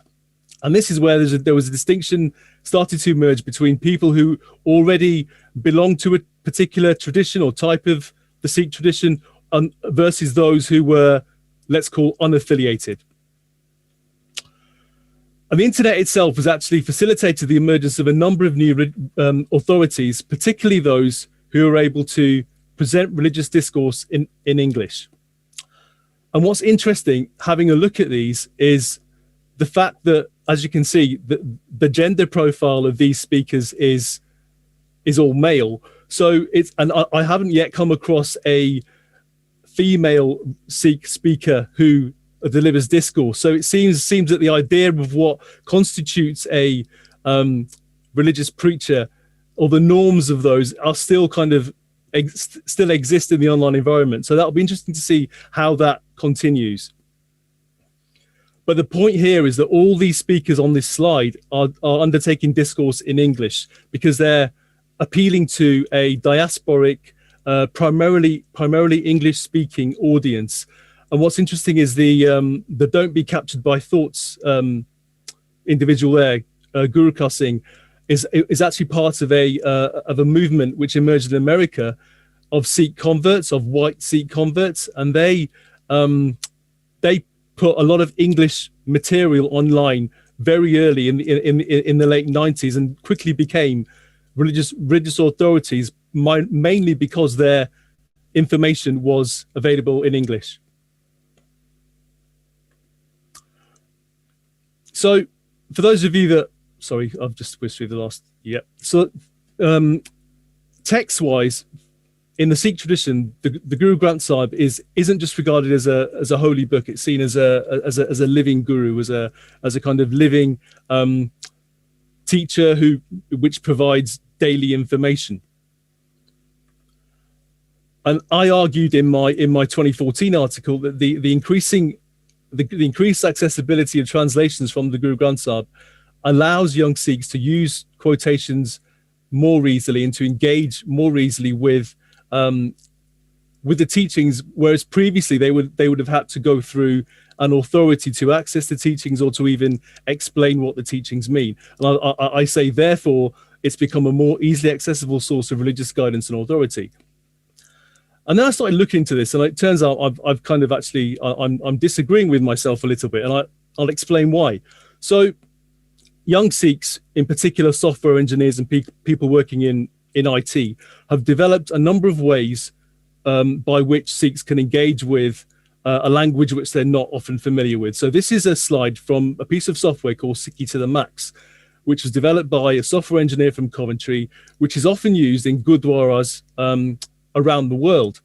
And you'll see screens, you'll see people singing Kirtan on the stage, and you'll see translations being projected in the back of the original Gurmukhi, an English transliteration and an English translation, which I thought, this is brilliant. You know, people can engage with the text a lot more easily. And then I looked into the evolution of translations, and it was really interesting to see that throughout the 90s, a number of software engineers primarily produced a series of different translations. So on floppy disks, for those of you that remember those, CDs, and then through various CD-ROMs and the like. And there was a diversity of translations being used. But then what you see from the mid-90s onwards is one particular translation becomes the de facto translation purely because it was the first translation to be available in Word and PDF. So not because of the quality of the translation itself, but because of its availability for other people to use it. And this is quite interesting because before, there would be a whole host of different kinds of translations. You'd be able to look at different books and people would engage with different translations. Once this particular translation becomes de facto, and it's actually produced by a white Sikh convert who himself cannot speak or read Gurmukhi, he cannot speak or read the Sikh, the writings in the Guru Granth Sahib. He's actually taken the older translations and translated them into English himself. So it's a translation of a translation, which has become modernized. And what you see, what I found is that, and this kind of links back to a point Riaz made about Punjabi among Sikhs in Britain, it isn't being spoken amongst second generation Sikhs as much as it's spoken amongst first generation Sikhs. So there's more of a need for translation. But what you found is that this translation has become the de facto translation and is used in all sorts of places. So I've become a bit of a translation geek where I look for translations wherever they take place. And you find that this one translation quite I'm not sure this is planned or not, but because it's so readily available, has become the de facto translation used in phone apps, in screens. So this slide is at the Harmandir Sahib, the Golden Temple. So everywhere is now using this one translation, which is quite interesting and also quite dangerous, because it becomes this particular perspective then becomes the only perspective through which Sikhs engage with the Guru Granth Sahib. So these are all examples of, which I found all around the world, of this one translation becoming the de facto translation. So to finish, so what I found is that for engagement online, it very much depends on what you come to the online environment with. Are you affiliated to a particular group, or are you unaffiliated? Many of the same issues that were discussed in the 1990s on Usenet groups are still being discussed on Twitter. So it's not as if the community's kind of moved on or resolved any of these issues. But I think the most important point here is that the availability of a particular translation somehow has meant that particular translation has become the de facto translation. The question there is, what happens to religious religious traditions when they're impacted by the move online, and which aspects of particular religious traditions are lost in translation? Thank you very much.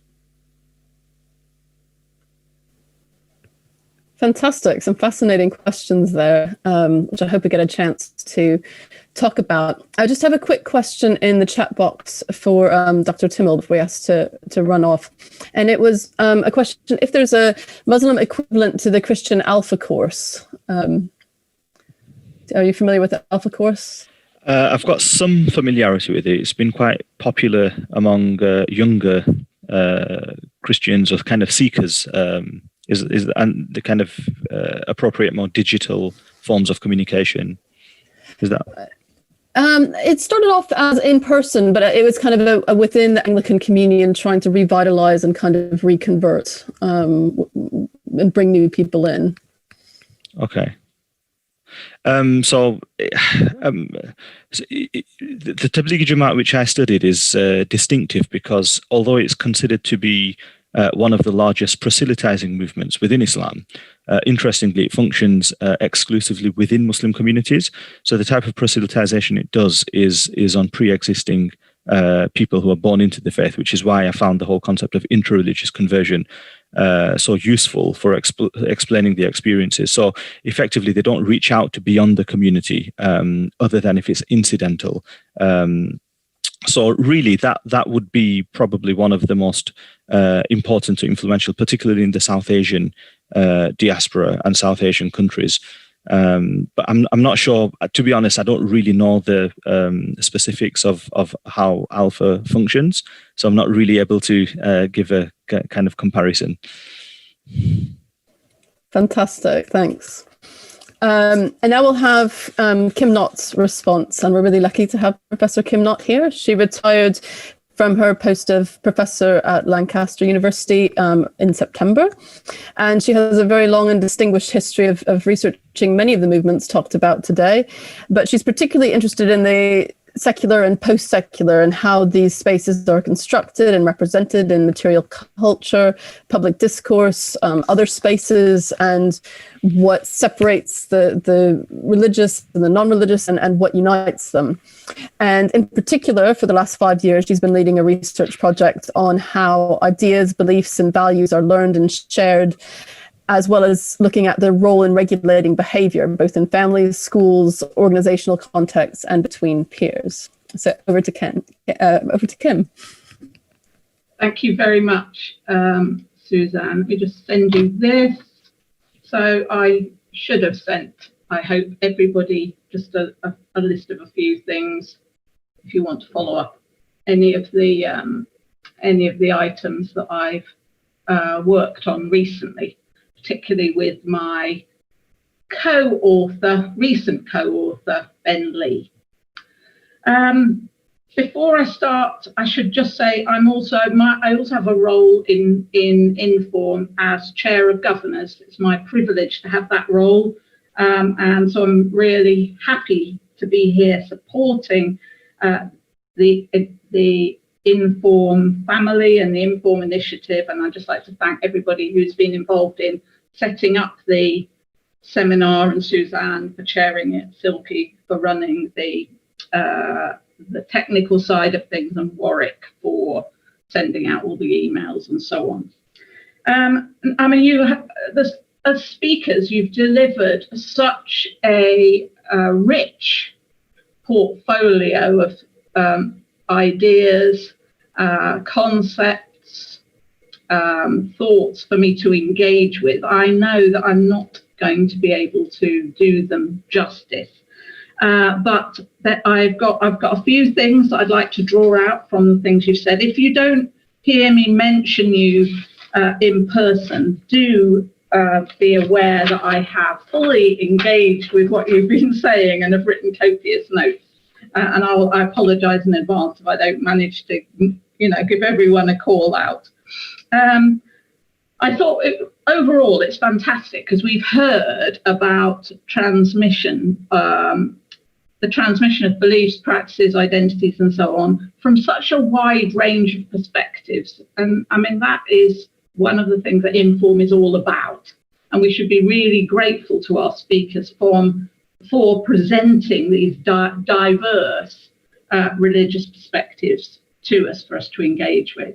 We've kind of gone back in some ways to the roots of debate about religious transmission, with the notion of religious socialization, primary and secondary socialization that Riaz mentioned.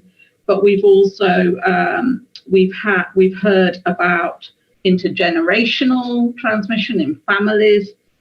We've heard about how converts engage to some extent, but also how intra-religious conversion affects that transmission process. We've heard about the socialization of children, and you saw somebody, probably Riaz, threw up that book cover of Muslim Childhood by Jonathan Scorefield and colleagues. We've had the idea of adult initiation, and we've had the idea of to some extent what transmission is for, in terms not only of the schooling and development of individuals, particularly children, but also the bringing in of outsiders and the education of outsiders. So in Rasamandala's talk, obviously, where he threw up a picture not only of Hindu young people learning about their tradition, but of non-Hindu children going into Hindu organizations to learn about Hinduism as well. We've engaged with not only with the transmission of beliefs, which is what people often associate with the concept of transmission. And if you read the American literature, it's largely about beliefs and values. But we've also had some reflection, although I think there's room for more, on the transmission of practice. How do we become a practitioner as well as a believer? And perhaps it was Ben Pink Dandelion who gave us most insight into that, into becoming a practitioner, although evidently it's there in what Christina was talking about when she distinguished between the process of learning by initiation, but also learning to be a Wiccan by self-learning or self-help. So the learning of practice is also really important in this process. This is also a social process, obviously. So transmission is about bringing new people into the fold. It's about schooling and helping young people to learn about their traditions. It's about adult learning as well. And it's about processes of, as Ben was saying, observation, mimicry, about practice, so repetitive practice. It's about learning to walk the walk as well as talk the talk. So it's about acquiring the lingo, and three of the presentations, I think, talked about language and how important language is in different ways, whether it's the different languages of ethnicity, national identity, and religious identity, or the local languages of your Quaker meeting for worship, or the role of language in translation and transmission that Jazz talked about. So that the role of language in that process is very important. But how people, whatever category they belong to, how people learn, I think, has become increasingly important. So the debates are focused less on what people learn and more on how, what the processes are by which people learn. And one of the, nobody's talked about it here today, but one of the principal traditions, intellectual traditions for thinking this through is the work, it comes from the work of those educationists who described the process of learning in communities of practice. And we've heard quite a lot here today about self-learning, autonomous learning, how individuals learn, but also we've had references to learning within the community context, whether that's that idea of Muslim children learning within their communities of practice, whether it's learning in sectarian contexts, whether it's learning through to become more similar to those with whom you worship and sit in silence together on a weekly basis in the Quaker context. So how people, how transmission takes place, how people learn is at least as important as what it is they learn. And that focus on practice really comes to the fore when we think about that. We've had also the notion of where people learn. So we've heard about homes, schools, obviously, maktabs, as Ria suggested. We've heard about learning about and articulating and expressing non-belief in not only in the home context but in the school context. And I found that particularly interesting for thinking about how it's not just about acquiring an identity, but also developing a voice or a standpoint. So these non-religious young people that Anna and Rachel talked about right at the beginning, it wasn't about so much for them, or at least as I understood it, about them becoming non-religious as a mark of identity, but about developing a voice or articulating a standpoint, a counterposition, if you like.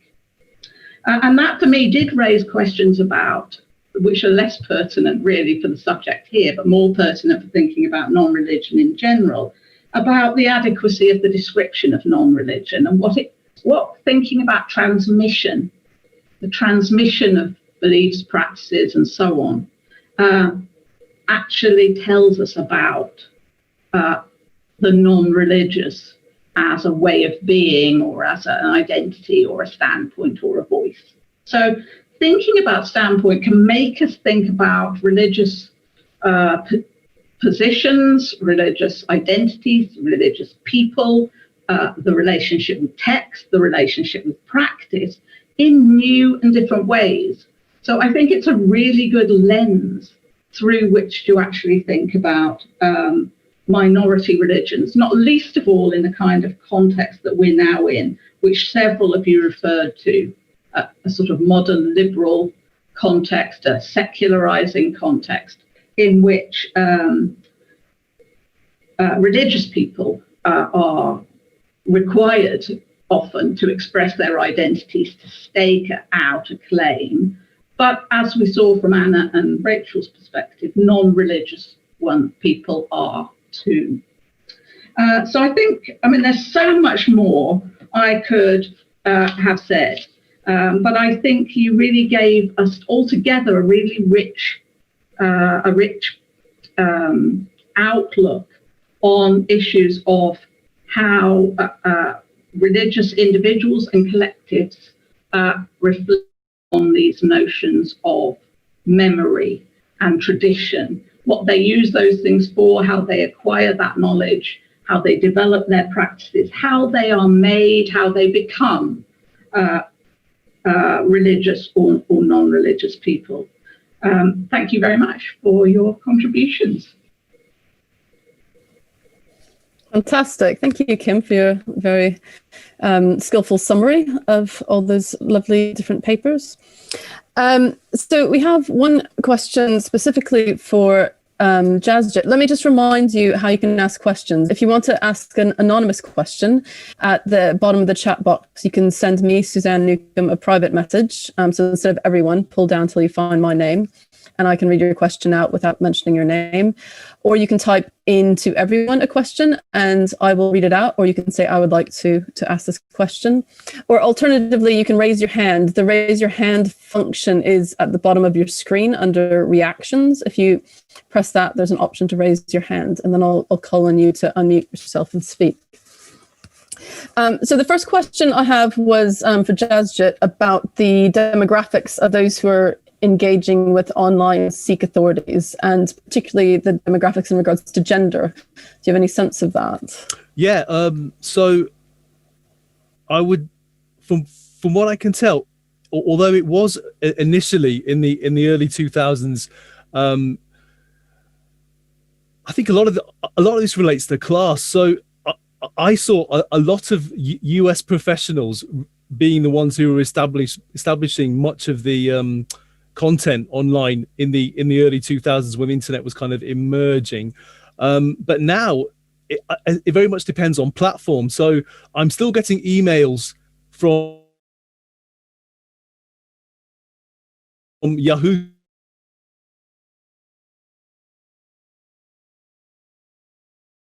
I think it's hard for me to keep up, to be honest, because it is all right, apparently, in terms of demographics, but there's a lot going on Instagram, there's a lot going on WhatsApp, and the number of platforms just changes all the time. But what I'm finding is that the content seems to be pretty constant. So in terms of who's engaging, I think pretty much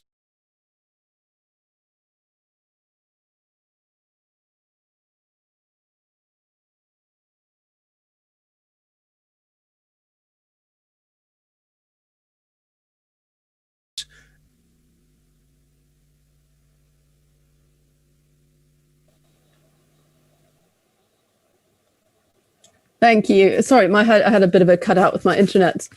Do ask more questions. I kind of following up from the online stuff. I was wondering about if Christina could say anything about the pagan community and how that's adjusted to the online environment. And I see a hand from Sally, which will be next. What happened to self-help books with online groups? I was very struck by the speaker who said that that there was a lot of young people approaching and saying there's so much on the internet that I don't know what's right, I don't know what's wrong. We have that a lot in bookshops. Those are the face-to-face places where pagans interact, since we don't have temples or church spaces. So people who are interested often sign up to little classes or meetup groups, or come into the shop just saying, I'm here because I'm completely confused. Can't work out the woods for the trees. So that's one thing that's happening. Another thing that's happening is with online, the mutation of ideas is so rapid. so rapid, and the use of terms mutates very quickly along with different ideas. So we do get people now using the word Wicca in a completely non-religious context. I'm Wiccan, I'm not religious, I just want to learn to heal with crystals. So, as you know, myself and people around me who work in this face-to-face way with young people, particularly younger people who are on these very, very rapid transmitting, groups, I'm like, okay, tell me about that. Where have you done your learning? And like, oh, not Facebook. Facebook is for my grandparents. I'm on TikTok. Now TikTok is getting old-fashioned. So, yeah. Thanks. Now, Sally wanted to ask a question if you unmute yourself. Hi, thank you, everybody. Brilliant talks. Similarly interested in the idea of online conversion, online information, and the idea of the temple. I think it was Das who talked about the movement from home to temple of the teaching, but it's the definition of what is the temple. And if sacred space is now online, are there sections of the internet which are therefore sacred space or temple spaces? But inversely, because we have the internet in our homes, there's a really odd dichotomy of what then becomes sacred space within those sort of parameters. It's a very new thing, I think. So I'd be really interested to hear what Jazjet says about that. So the distinction between the online and offline and... Well, the idea of the movement of transmission of knowledge from being originally in the home and then moving to temple. And is the internet a new form of temple? It's in the home. Really interesting debates around the Guru Granth Sahib in particular. So I think for Sikhs are a special case in a way, because, or maybe not a special case, maybe it applies to the Torah as well, where the Guru Granth Sahib in its kind of physical manifest form has a special status beyond the downloadable PDF. So whereas Sikhs could engage with the scripture online in a document, they wouldn't have the experience of being in the presence of the physical Guru Granth Sahib, if that makes sense. So the Gurdwara, I think for Sikhs, will always have a special place because it's the only place where you can sit in the presence, and that links back to the Guru Granth Sahib not just being viewed as a book, but actually a living being. I'm just thinking about Zoom meditations, and there's a big boom of all kinds of societies which are using platforms like this to do. Yeah. Well. So there was, I found some census data, or it might have been the British Attitude Survey last week, which said that Sikhs were, of all the religious groups, Sikhs were the most likely to attend a place of worship. I mean, this is relevant to the current the COVID context, obviously, because I think some gurdwaras are still open. So whereas a lot of gurdwaras have gone online, obviously because of what's been going on in since last March, and they're live streaming their services, there still seems to, from what I can tell, there's a real desire to actually visit the physical place of worship. So that I wouldn't say they've taken over, but I think they'll still exist going forward, but there will still be this need to be, in an actual gurdwara. Thank you. Okay, we've got a person called Christelle who's not seeing the hand button but would like to ask a question. No, I have quite a few buttons, but not a hand button. Thank you everybody for this very inspiring papers. I have a comment and a question, and it seems that to become a religious person like Wicca or so, it seems that you have to make a lot of effort and to transmit religion, beliefs, or practice, and to be a non-religious person, it seems it doesn't cost a lot of efforts. But still, from our family interviews, we know that even if you're a non-religious family, religion is an issue often in a family, like it is discussed. And there are situative context with religion, either in school or with relatives that you go to, like sermons, like weddings or a baptism. And so you, every once in a while, you have contact to religion. Or like a friend of, the daughter of friends of mine, she was 10 years old and she came from school and she asked her parents, do we believe in God? And so she wants to have a clarification on this. And then she reflects herself on religion, what she heard in school. And after a while, she came and said, okay, well, I've made up my mind. I do believe in Jesus, but I don't believe in God. Yeah, so religion is all present, even if you are raised up non-religious. And but it doesn't mean that you become a religious person. Yeah, and maybe Anna and Rachel have some experience with this, yeah, that people remain non-religious if the family is non-religious, or what does it take then if you're raised up in a non-religious family to become a religious person? Yeah, sorry, Rachel, do you want to go first? Yeah, well, I was just going to, perhaps in relation to what you just said before about this idea of the anecdote of your friend's daughter. I mean, I'll let Anna comment a bit more, but when we thought about non-religion, we in the main followed Lois Lee's and others' relational approach to non-religion. So it was kind of, I'm hoping I'll articulate this well, but it's about understanding non-religion in contrast to distinction to religion. So it's about thinking about non-religion in a way where religion is still centrally relevant. So a bit like your friend's daughter who said, that she believed in Jesus, but not God. So she still affirmed a non-religious identity, but that non-religious identity was one where religion, what in part was centrally relevant. And so we found that with some of our children's experiences, that the way that they constructed their non-religious identity was in relation to religion, but in other cases it wasn't. Anna, I'll hand over to you.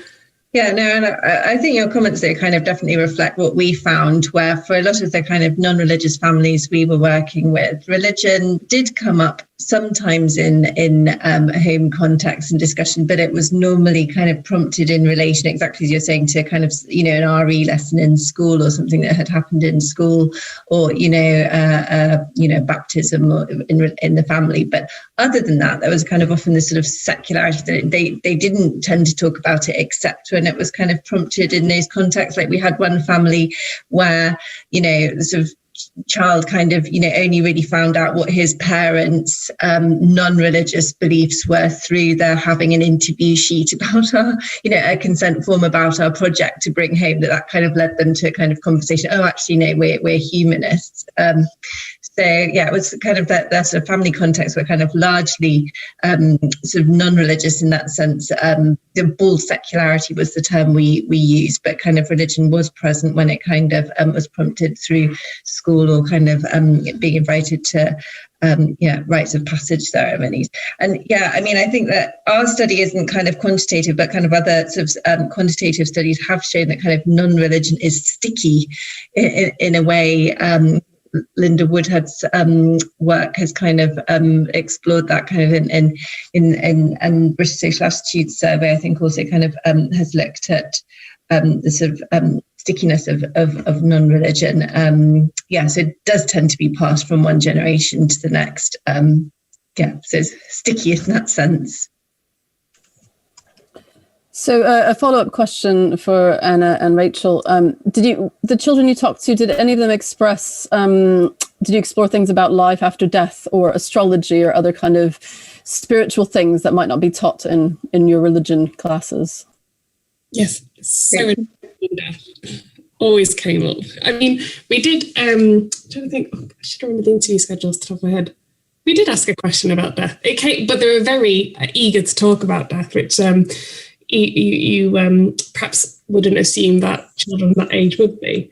And so many of the children were very creative and existentially curious about death and what could happen, and didn't see it as any sort of conflict, that they might hold a non-religious identity, they might reject a belief in God, but they might hold some sort of, pseudo-religious belief in life after death. And then in terms of the broader beliefs that children have, so I think your question mentioned astrology. I mean, the children didn't mention astrology, but they certainly sort of referred to other beliefs that you would expect within childhood, such as the tooth fairy or Santa Claus or other sorts of metaphysical, is that the right word? Sort of beings, supernatural beings. And again, there wasn't that sense of conflict between holding those beliefs and others. And I think that really kind of, and it's easy to dismiss those beliefs as, oh, well, they're just childhood beliefs. But actually, I think they can tell us a lot about how beliefs are encountered and constructed. And I think it gets back to perhaps what Kim was saying. If I remember rightly, Kim was asking about, well, what is kind of transmitted in non-religion? Is it simply nothing, or what is the substance of being non-religious? And I think actually asking those questions about children's broader beliefs can help us get to like a more substantive position on what it means to be non-religious. Anna, I can't see you on my screen, but I'll hand over to Anna for any. All right, I don't think I have anything extra to add to that. Thanks, Rach. Great, we've got a really nice question for all the speakers to end with, and maybe we'll start with Rasamon Daladas and then Ben Pink Dandelion, just to give them a chance to add, which is about gender and transmission. And Jazjit talked a bit in his talk about the identity of online teachers of Sikh traditions being often male.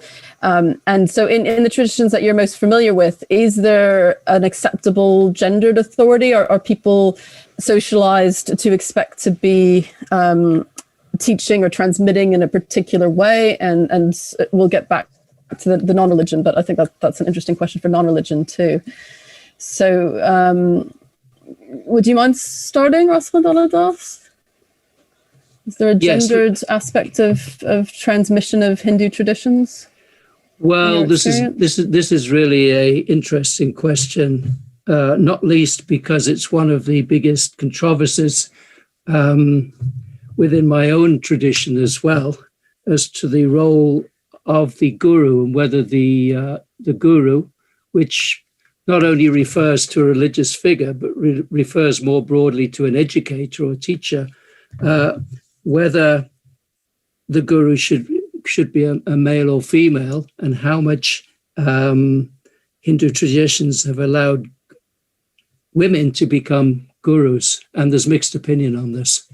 It's a big subject, and it's an interesting one, because the Hindu tradition has at its core the idea of spiritual equality, but equally it values diversity as well.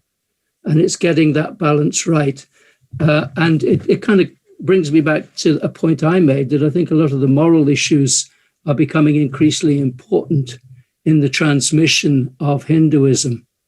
And I'm calling for some of the discussions to be placed in the context of moral philosophy.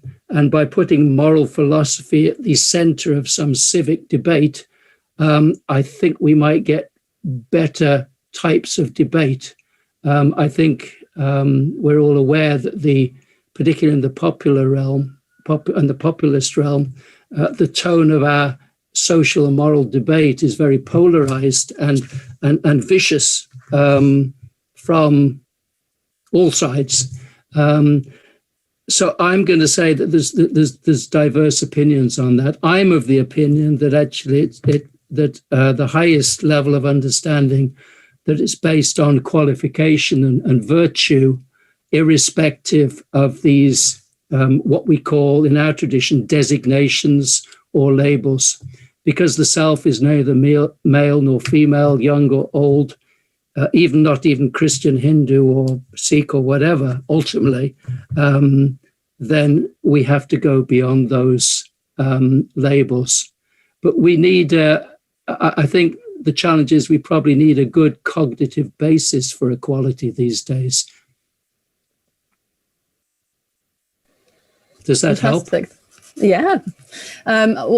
What would you add from a British Quaker perspective, Professor Danièle? Quakers have always been notionally committed to spiritual equality. I think the reality is that it has been highly gendered, and we're only really beginning to see, equality in reality now, and even then it's questionable in places. If we look at the sort of key lecture series that most have been given by men, a lot of the books are authored by men, but because of the anthology approach to the Quaker faith and practice, then there are ways in which women's voices are being heard more, and certainly in roles of responsibility, we're finally seeing women being appointed to those roles more frequently. So, but yeah, no clear transmission bias in any other way, I think. So. Great. And what are things like in contemporary British paganism? It's a complicated one. Women have a slightly kind of a forefront role, and so are traditionally the main teachers, and are very, very highly respected. One of the side effects has been, as it's become a mass thing on the internet, and as the idea that all women are witches and all in some deep level, if they want to be, and therefore that men are not witches. And if in the initiatory tradition, it is, ideally half men, half women. And so there's been a real concern that, if the thing's going to survive, men have to become more vocal and have to do more teaching in order simply that it's understood to include men as well. But one of the side effects there is that when men teach and have a public role, our society is such that women fade away in their authority so quickly in the eyes of the audience. So it's something we're struggling with. Great, thanks you. Do you want to add anything to what you said in your presentation, Jadstut? And then we'll conclude with Rachel and Anna. I think, there's no, theological barrier for women to become preachers, but I think a lot of what's happening online is basically a reflection of what's going on offline. So the fact that men have been the norm and have seen to be the norm for so long has kind of meant that that's just become the norm online as well. But fingers crossed, that will be changing. So what's happening at the moment is that women are setting up their own groups, which doesn't solve the problem, but hopefully that will empower women enough to then become, mainstream preachers as well. Great. And then what do you think the role of gender is in the stickiness of non-religion? Well, I think that often there are kind of perceptions that sort of unbelief and atheism and other forms of unbelief are quite sort of gendered as male phenomena, I think often because of the kind of prominence of sort of particular celebrity atheists, but that definitely wasn't the case in our research. We had, I think roughly equal numbers of boys and girls who are identifying as unbelieving, and sometimes gender actually played a part in that. I think, Rachel, you probably could share like an example of how some of the girls that we worked with would kind of articulate their unbelief in relation to gender. Yeah, it became quite apparent that when we were collecting data, how important the sort of visual and material culture of children's belief more broadly is in terms of, the objects and media that children encounter. But children are very aware how that's gendered in terms of belief in fairies or sort of constructions of a belief in God as a father figure. And so, although, we didn't find a particular sort of gender difference in children identifying as religious or not non-religious, in terms of the monetizing on religious, we found some children were certainly aware of the gender dynamics of belief in terms of what they're encouraged to believe in, if that makes sense. Can you give an example of that? What are the gender dynamics of what they're encouraged to believe in? So I can just read a quick quote if that's helpful. So one of the young girls says, when she's talking about belief in fairies or God, she's like, fairies is wands, and that's what you'd imagine when you think fairy. When you think God, you think power up in the sky and lightning, and that's what I imagine. Apparently he's a father to all people. If I was to draw a fairy, I would draw the wings sparkles because fairies are kind of girly. So that's that kind of thing. And then she went on, I think people should also believe that there should be another God that's a woman instead of God just being a man. So I guess what I'm trying to say is that the children were very aware of the sort of gender dynamics within how belief is constructed for them through visual and material culture. Fantastic, fascinating. Well, I'd like you all to join me in thanking all the speakers for a really interesting session, and thank all the ones who helped me organize it, all the staff at Inform behind the scenes, Silky and Sarah and Warwick and Ruby, our intern, and all of you here in the audience. Thank you very much for being here. Really interesting conversation, and do get in touch with us at Inform if you have any questions or comments or want to suggest things you'd like us to talk about at other times, things we could do better, things you thought we did good. We'd be very happy to hear it all. So thank you very much.